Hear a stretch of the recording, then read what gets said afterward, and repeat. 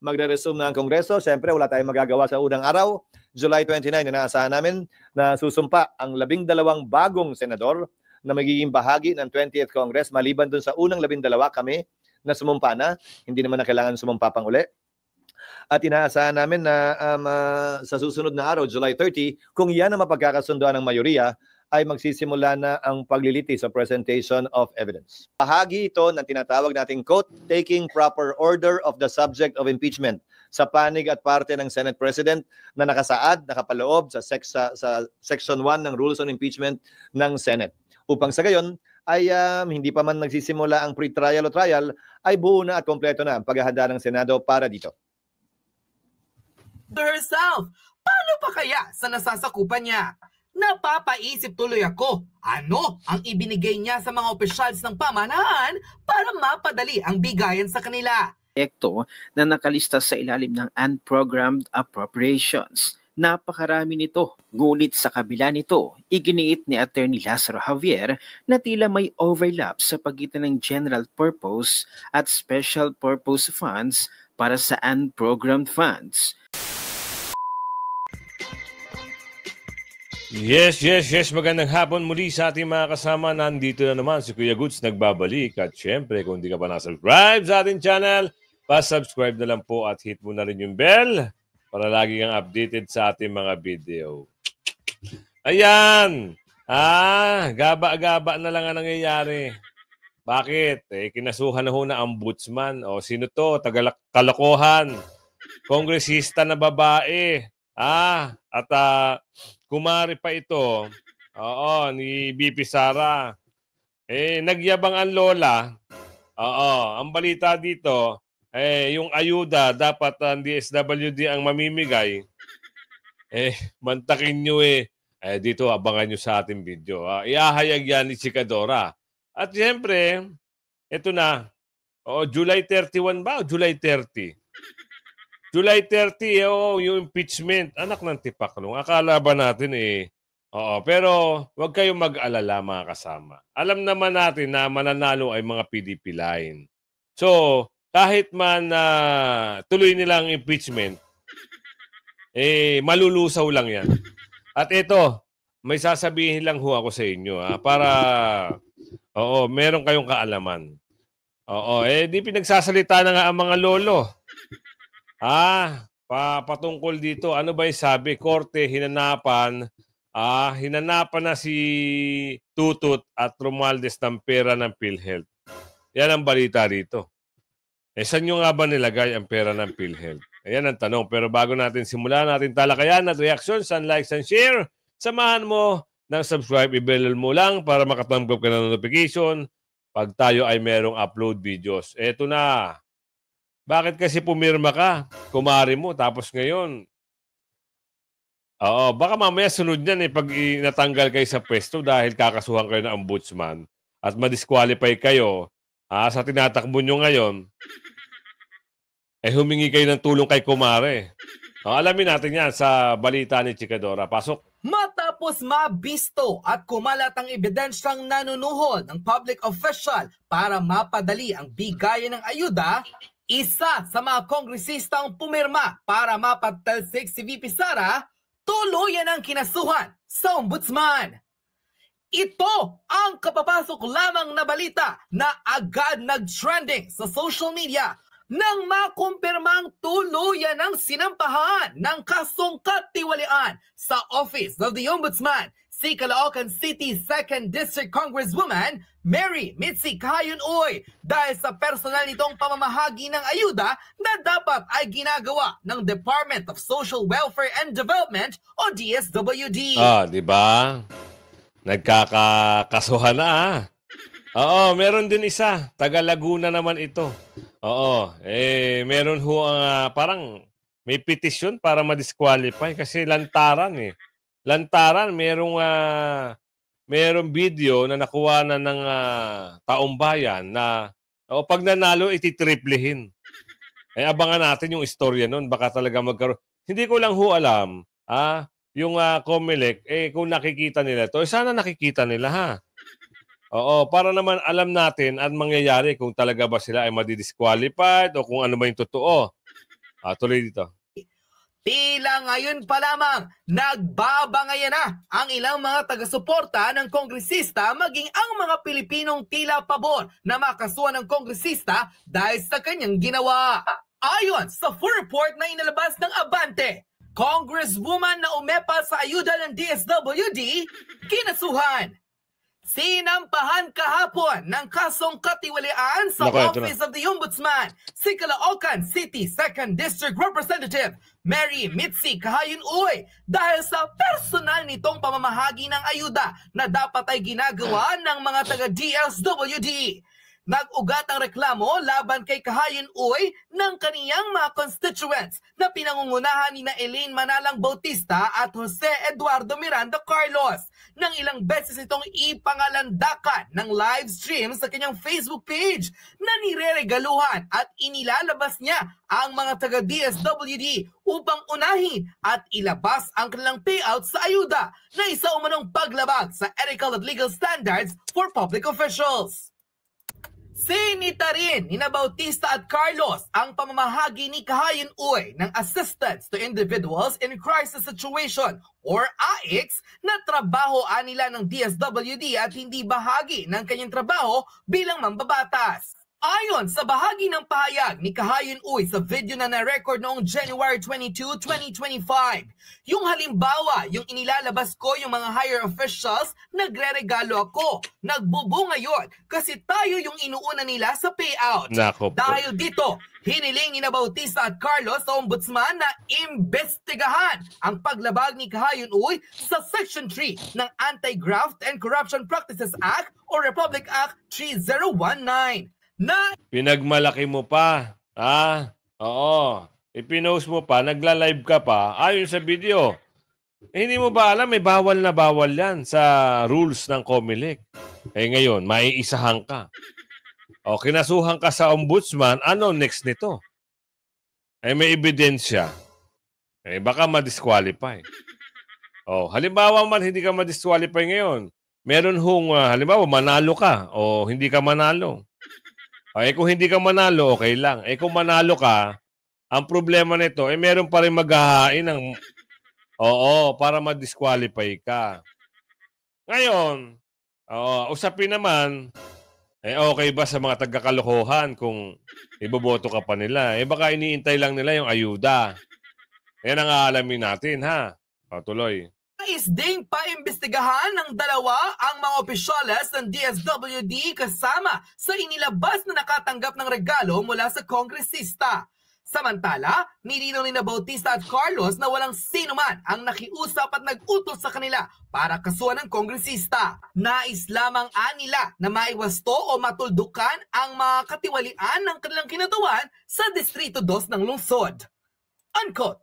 Matapos nito ay muling Ito yung video nung nakaraan, ha? Alam nyo ba yung kwento nito? Tingnan, ulitin natin. Viral sa social media ang kamakailang lamang pagpapaliwanag ng kongresista ng Caloocan, partikular ng 2nd District na si Congressman Mitzi Uy patungkol sa tila pagpirma niya raw sa impeachment complaint laban kay BP Sara. Ipiniliwanag mismo ng Congresswoman na iniisip niya lang raw ang kanyang mga nasasakupan dahil kung hindi raw siya pipirma, malamang wala raw silang ayuda.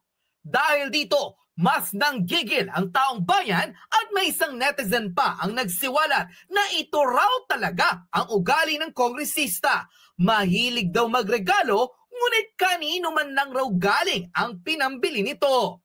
Sa katunayan, lumabas ang isang skandalo na muling kinasasangkutan ng mambabatas from Caloocan.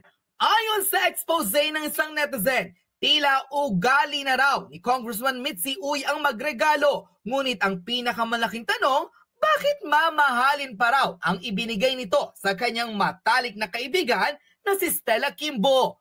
Buwelta tuloy ng taong bayan, hindi raw dapat kasuhan, kundi dapat i-disqualified na ang kongresista sa kahit anumang public post dahil sa kanyang di umanay panunuhol. Ayon sa nasabing netizen, Dapat lang yan sa mga politikong ginagawa ng ugali ang magsuhol ng mga government official para mauna sila sa bigayan. Kung tutusin, dapat i-disqualified na siya from running to any public post dahil graft and corruption ang kaso niya. At saka, matibay ang ebidensya against her. Everybody watched the video and we are all shocked dahil parang pinagmamalaki pa niya ang ginagawa niyang panunuhol. She even saying na nagbubunga ang bigayan na ginagawa niya para mauna sila sa ayuda. This kind of politician will never ever be true to herself. Paano pa kaya sa nasasakupan niya? Napapaisip tuloy ako, ano ang ibinigay niya sa mga opisyals ng pamahalaan para mapadali ang bigayan sa kanila? Pera ba? Magkano naman kaya? Ayan ang Kasi tanong. kilala yan si Congressman Mitzi sa ganyang style. Naalala ko tuloy yung kumalat na video ni Stella Kimbo.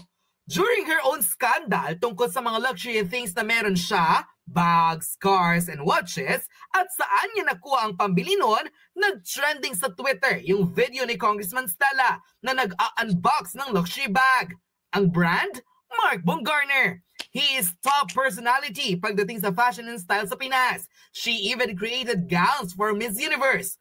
So kanino galing ang mamahaling bag ni Kimbo? Yan. None other than Congressman Mitzi Uy of Caloocan City. Of course, they are good friends. But the question is, saan galing ang mga pangbigay? Alam na. Oo, isa lang ang sagot diyan, sa kaban. Di ba? Sige nga, survey tayo. Alam niyo ba mga kasama kung saan galing yung pinamimigay nilang pera? At yung pinansusuhol daw di umano, ayon sa video.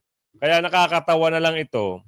Baka mamaya magtatanggi-tanggi pa kayo. Ito na ang ebidensya, nilabas na ang ebidensya. Meron pang footage, actual video footage na nagsasalita. Kaya naman ho tayo pumirma, kasi mawawalan kayo ng ayuda. Di lumabas din ang tunay na kulay. Si Kumare pinagkanulo para sa ayuda. Ang saklap, di ba? Ang hirap naman. Ngayon, sino pinagpapaliwanag ngayon? Problema na naman ito. Hinahanapan to ng pondo. Bakit? Asan yung pondo? Anong ginawa nyo doon sa pera ng PhilHealth? Alamin natin kay Robin kung ano yung balita niya rito. Kasi mas maganda, kayo ho ang magpapasya, kayo magre-reaction, kayo ang magko-comment kung ano yung mga napapanood nyo. Ito. So that the fact that the billions of pesos were taken from the reserve fund of PhilHealth, what? For the construction of bridge that not even started. O, kita nyo? Ilalagay daw sa construction ng mga tulay na hindi pa kailanman nasisimulan. Anak ng tipakalong. Ayan. Naglalabasan na. Ano ang gusto nyo ipaliwanag? Anong sasabihin ng taong bayan sa inyo? Diba? Gagawin nyo pang mga... Hindi ho pinanganak kahapon yung mga tao. Alam nila kung ano yung ginagawa nyo pandodorobo. Nagkakalito-lito na kayo kung sino yung pipiyok, sino yung kakanta. Hinahanapan na kayo ng sagot ng Supreme Court. Hindi pa rin kayo nagbibigay ng komento nyo. Bakit? Pwede ba yun? Ganun-ganun na lang? Hindi ho. At ito na naman. Nagsalita na naman ito si Quezon. Mamaya, parang sa, ano sabi? Abangan natin ha. Baka mamaya nito. Parang July o June. Basta alamin natin kung kailan. Kung July man yan, panalo na ho tayo. Bakit? PDP lahat mananalo eh. Tatlo lang yung sa kanila. Kung meron makuha sa kanila, wala na yung boto. Yung boto nila, 3. Tayo siyam. PDP. Team Suka. Sa Team Sinusuka, wala. Pinapalakas pa nila yung survey nila. Yung isa nga, naglalakad sa Davao. Yung isa. Hindi pinapansin. Sino yung nagpunta ng Davao at nag-check-in sa Dusita sa Davao? Hindi pinansin. Alam nyo kung sino yun. I-type nyo sa comment section kung sino. Eto na. Korte, hinanapan na si Tutut at Romualdez ng pera ng PhilHealth. Isang Associate Justice ng Korte Suprema ang nagtanong tungkol sa pangangailangang ilipat ang excess funds ng PhilHealth Insurance Corporation or PhilHealth sa National Treasury para sa mga proyektong mayroon ng sapat na pondo. Sa oral arguments noong Martes, kung saan tinalakay ang petisyong humahadlang sa paglilipat ng 89.9 billion pesos na PhilHealth funds sa National Treasury, tahasang binanggit ni Justice Amy Lazaro Javier ang usapin. Isang katotohanan na kinuha ang pera, bilyon, sa katunayan 89 bilyon, bagaman kaunti ang pinigilan ng gobyerno ng Korte Suprema. Kaya't iyon ang katotohanan na bilyong-bilyong piso ang kinuha mula sa reserve funds ng PhilHealth. Idinagdag pa niya na ginamit ang pera sa mga proyektong hindi pa nasisimulan, ngunit na-finance na ng maraming beses. Para sa pagpapatayo ng tulay na hindi pa man nagsisimula at na-finance na ng maraming beses, at isang right-of-way na mayroon ng pondo ng bilyon, at maintenance ng mga kalsada na mayroon ng pondo ng bilyon sa ilalim ng GAA. Eto, maintenance ng kalsada. Usapin maintenance ng kalsada. Oo, meron nakapagsabi sa atin, may ibang parte ng EDSA, bakit bako-bako, hindi nyo pa ayos? Kung may maintenance ng kalsada. At parte nga, sabi nung Ale na si Margarita, Kuya Good, sa may C5, tignan mo sa may Libis, bako-bako dyan. Pumunta ka dito sa may papuntang Tagig, bako-bako dyan, malalalim. Kung talaga bang yung maintenance na sinasabi dyan talagang totoo, klaruhin nyo. Sabi ni Aling Mildred, ang tapang ni Aling Mildred dito Klaruhin nyo, baka naman niloloko na lang ninyo at sasabihin nyo, yan for maintenance. Saan? Baka for maintenance sa bulsa. Ang tinutukoy ni Lazaro Javier ay ang temporary restraining order na inilabas ng Korte Suprema noong October na pumipigil sa patuloy na paglilipat ng PhilHealth funds sa National Treasury. Partikular niyang binanggit ang PGN Island Bridges Project na ayon sa kanya ay ganap ng pinondohan ng Export-Import Bank of Korea sa halagang 174 billion. Sinabi naman ni Solicitor General Menardo Guevara na kumakatawan sa respondent government agencies na kanila pang susuriin ang proyekto. Pero ayon naman kay Attorney Lazaro Javier, ang agarang pangangailangan ay sa paggamit ng mga available na funds para sa lahat ng proyekto na nakalista sa ilalim ng unprogrammed appropriations. Napakarami nito. Ngunit sa kabila nito, iginiit ni Attorney Lazaro Javier na tila may overlap sa pagitan ng general purpose at special purpose funds para sa unprogrammed funds. Sa usapin naman ng appropriation, sinabi ni Guevara na hindi niya matukoy kung ang isang particular na appropriations ay tama o mali. Bukod sa issue ng paglilipat ng pondo, tinutukan din ni Lazaro Javier ang problema sa overstated assets ng PhilHealth pati sa 2021 financial statement nito sa Commission on Audit. Ayon sa financial statement, ang total assets ng PhilHealth ay nasa 347.4 billion, habang ang total liabilities ay umabot sa 1.16 trillion at ang total equity nito ay nasa 816 billion.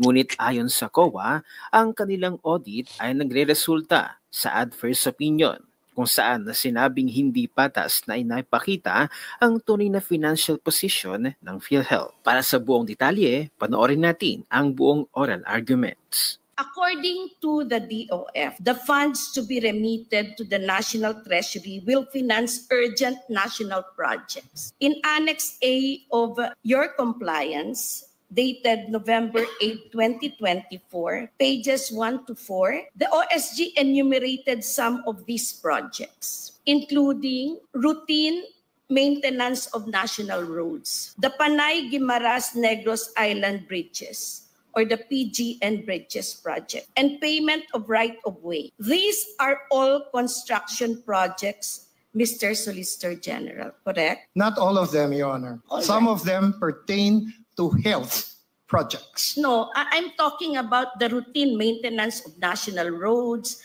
the PGN Bridges project, and payment of right-of-way, correct? In a sense, they are Yes, routinary, ordinary expenses. They Of they expenditures. pertain to construction projects of the government, correct? Infrastructure. Yes. Kahit infrastructure pa yung sinasabi nyo, wala na kayong maikakwento. Wala na kayong maitatago sa bayan ng Pilipino. Bistado na kayo. Esi! Kung ako sa iyo, Esi, huwag ka na magpagamit, sabi ni Aling Modesta dito. Oo, mag-resign ka na. Kasi problema yan eh. Yung binigay sa'yo, problema yan eh. Sila ang gumawa, ikaw ang sasagot. Napakahirap naman nun. Diba? Tama sa tama. Oo, eto alamin natin. Ano ba talaga, kuya? Nung una talaga, akala namin, totoo na yung sinasabi mo. Ngayon, prepare? Kailangan mag-prepare? O, kailan ba talaga ito? Sabi, July 30 ba? Tama ba? Alamin natin dito. Reduced it in writing, informing them, among others, of the position taken by the Senate President as part of my job to take proper order of the subject of impeachment in accordance with our rules right now. And number two, a proposed calendar of activities in connection with the impeachment. Proposed, ibig sabihin nun, isa ito sa mga tatalakayin at pagpapasyahan ng Senado kapag kami nag-resume. Hindi ito nakaukit sa bato. Hindi ito yung mangyayari na talaga. Pero sinasabi ko na rin sa inyo, di ba? 10 days, pag summons, para magkaroon sila ng ideya na. At nang habang recess ay matimbang na nila kung ano talaga yung gusto nila at anong magiging pasya ng mas nakararami kaugnay niyan. Pangatlo, minabuti namin na bigyan ng kopya nitong mga bagay na ito, yung sulat sa mga senador, yung calendar of activities, at gayon din yung special order na inisyo ko na inaasahan ang iba't ibang opisina dito sa Senado ng mga magiging papel nila kaugnay ng impeachment kapag nangyari na nga yan. Lahat yan, pinagbigay alam din namin sa Kamara, sa pamamagitan ni Speaker Martin Romualdez, at sa nasasakdal kay Vice President Sara Duterte para sa kanilang impormasyon, reference, at kaalaman sa interes ng pagiging transparent. Dahil lahat ng nakasaad doon, sana lang, transparent talaga. Oo, kasi ang hirap na ito, kahit tama na nga yung ginagawa ng mga Duterte, hindi pa rin nila talaga pinaabante. Bakit? Gusto nilang pigilan na maging presidente si BP Sara at yung mga kaalyado ni BP ay ayaw nilang paabantihin. Sila lang ang may gusto at nangangarap na makapwesto kasi ito ang nasa isip. Hindi kagaya doon sa mga kandidato ni Tatay Digong, talagang tulong ang iniisip sa taong bayan. 'Di ba? Na natin at hindi naman bago at hindi sikreto. Kaya lang minabuti na namin isulat 'yon at gawing formal para kung may gustong mag-question, may gustong mag-akyat sa korte, ika nga, pwede nilang gawin yan ngayon pa lamang para pag nagsimula ay tuloy-tuloy na talaga. Soundbite lang, pwede pong kahit summary lang sir ng mga gawain ng mga iba't ibang office sa Senate, like Victor Cockford. Hindi ko na maalala. Iganon mo na lang yung sulat. Hindi ko nga maalala kasi sila lang naman yung gumawa nung kinopy lang nila yung dati.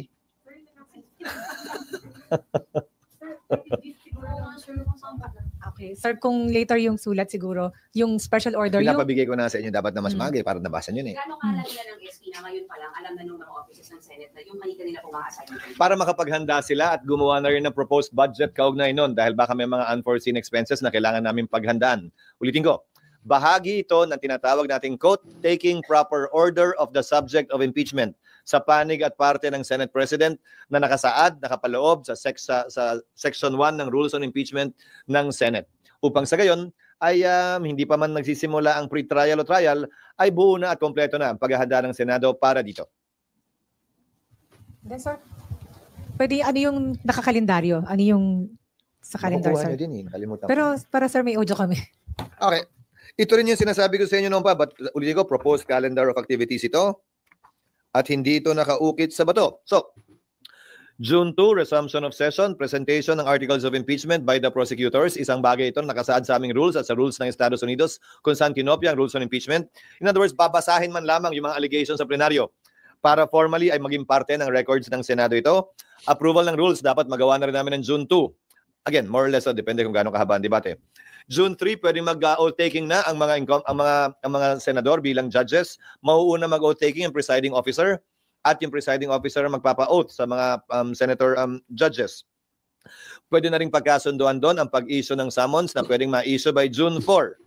From June 14 to 24, palitan ng pleadings yan sa magkabilang panig. At roughly from June 24 to July 25, yung pre-trial. Dahil sang-ayon sa Rules of Court, kung maalala nyo, sa mahaba natin at ilang ulit ng usapan at kwentuhan tungkol dito, nakalagay sa Rules of Court, dapat iset ang pre-trial not more than 1 month from the time the last pleading is filed by either party. So tamang-tama lang, by July 28, magre-resume na ang Kongreso. Siyempre, wala tayong magagawa sa unang araw. July 29, inaasahan namin na susumpa ang 12 bagong senador na magiging bahagi ng 20th Congress. Maliban dun sa unang 12, kami na sumumpa na. Hindi naman na kailangan sumumpa pang uli. At inaasahan namin na sa susunod na araw, July 30, kung yan ang mapagkakasundoan ng mayoriya, ay magsisimula na ang paglilitis sa presentation of evidence. July 30, kung mapagkasundoan ng mayorya. Ang problema dito, baka hindi na magkasundo lahat PDP. O sige, abolish yan. Abolish yan. Walang kasaysayan yung mga hinahaing impeachment. Ganito na, asiste. Paano kung yung siyam na senador mapagkasunduan na, ipa-imbestigahan yung flood control project, yung PhilHealth Fund, itong gold reserve. Kung yan ay mapagkasunduan, sino ngayon? Ang problema ngayon, sino ngayon? Ang magkakaroon ng problema. At siyempre, yung pinsan, hindi pa rin makakawala yan. Ngayon, andito ang ombudsman. Diyan papasok si ombudsman. Yung siyam na senador, baka sakalin lang naman ito. Kasi siyempre, may nakitang hindi maganda. Tayo kayo mga senador. Tayo ay mag-usap-usap pa. Itong mga nagmamagaling noon, pwede ba natin pa-imbestigahan din? Yung kanilang mga confidential fund? At itong mga mamahaling luxury car, kung ano-ano, luxury bag, kung ano-ano, luxury na relo. Pwede ba natin niya ipatawag? At siyempre, sana makialam dito ang ombudsman. Nako, eto na. Baka gano'n ang mangyari. Anong katotohanan? Sigurado. Ipasuka sa kanila lahat ng baka ipasuka lahat. No, lahat ng mga na-involve, lahat ng mga nagsipirma. Silly question, pero yung mga senador na hindi natatawid sa next Congress, kasama pa rin sila mag-oath sa June?